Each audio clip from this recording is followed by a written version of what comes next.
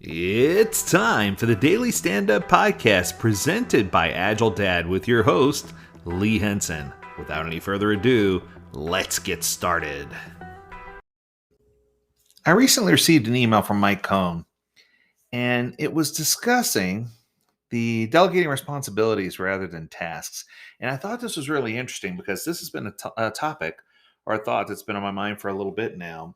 I have several organizations where I've been doing training and coaching here recently. And a reoccurring theme that I'm starting to see is that when people are starting to have issues with their agile implementation, they are tending to turn to the individuals doing the work to figure out how they can realign them instead of trying to figure out how to align or organize the work in such a way that it's more easily consumable. So I want to start by reading this email. So this is an email I got from Mike Combs, and it starts out: the benefits of small product backlog items are well understood. Small product backlog items are more likely to fit within a sprint, true. Allow team members to work concurrently on a few but not too many items, WIP limits, true. And lead to more consistent velocity when an item or two is occasionally left unfinished, if it be the case. Now, what I can tell you is that history shows that the smaller you make your backlog items, the less likely you're going to be to leave something on the table. In fact, in all my years, I've only left less than a handful of items, less than I can count on one hand, carry over from one sprint to another. And usually that was because of some catastrophic event. Most of the time, these items get completed when they're supposed to.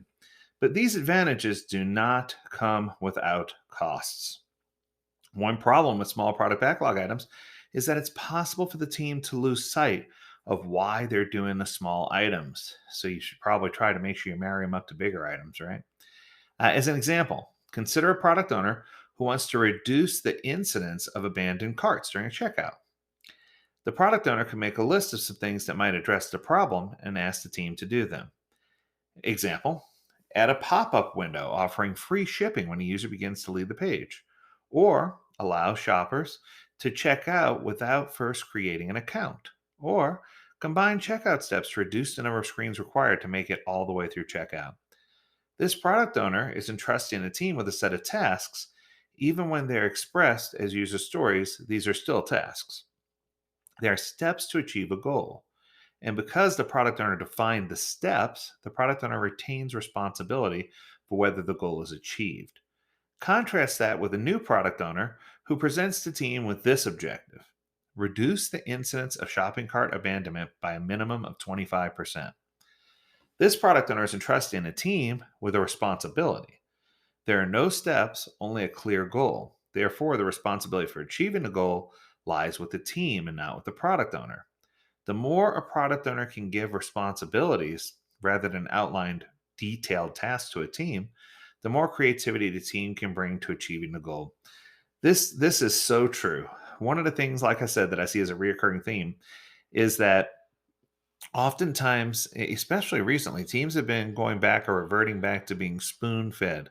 Now, when I say spoon fed, what I mean is the team wants all the details, not just some of the details. And usually this is a sign. I always say it's definitely a symptom of something bigger. And the something bigger tends to be in this occasion that the team was trusted to do something, or maybe the team asked, and the product owner was like, "Hey, I've got, you guys will nail this; it'll be fine." And then the team goes about delivering what they thought was the correct thing, only to find out that they got burned. And at the product owner, I can't tell you how many times I told the team, and it leaves a bad taste in everyone's mouth. So I think the thing here is for us to identify in a little more detail what the symptom is that's causing this problem and address the symptom. Much like Mike's saying here, that we need to entrust the team with a responsibility and not give them those bite-sized minutia tasks to do, because when we do that, it's like we're spoon feeding them instead of letting them figure out the best way to solve a problem. Giving the team the responsibility to achieve a goal rather than providing a list of tasks to perform gives the team more latitude in how they'll solve the problem. This makes it much more likely the team will achieve their goal. I am not saying that a product owner can ask for the impossible. Boil the ocean, right? A product owner's objective needs to be realistic. What I'm saying instead Instead of giving a team a detailed list of user stories or tasks that may not achieve some goal, the product owner describes a desired objective, an outcome, if you will. Then the team and product owner will work together to identify what needs to be done or a list of user stories that will achieve that specific objective. It's amazing to me how when I find that I'm asking people or telling people, even and here's the bigger picture. Let's even take it one step higher. So, Mike, this has been an incredible email, but I'm going to take it one step up. Even when we're tasked with forecasting out, or I'll go even further than that. How about creating a contract for engagement with a contractor group or with our internal contract to deliver a product or service? Many times I see the 3,212 page technical user requirements document, giant turd. And it has all these detailed things. The field must be this many characters. It must do these things. And I mean, it's just so detailed that it locks in the scope exactly of what the assumed need is instead of focusing. So it's so focused on output that it doesn't ever get to the point where it's focused on outcome. And I think that by focusing on outcome and empowering the teams, that's when we're going to drive the highest value product backlog items. It's going to be when we can see the turn or the shift in the organization towards improvement and towards market improvement, being able to get things done. I think when you start delegating responsibilities instead of minutia, that this is one way that the product owner can really help the team be successful with Agile. They can help them succeed. I think that it's just so important for us to identify and understand what outcome we're trying to receive and what impact we hope it has. That if we take the time to make sure that we go through the ideation and discovery phases of our project and identify our target personas and pay attention to them and understand what their wants or needs are instead of making assumptions, that's going to be when we can deliver the highest value.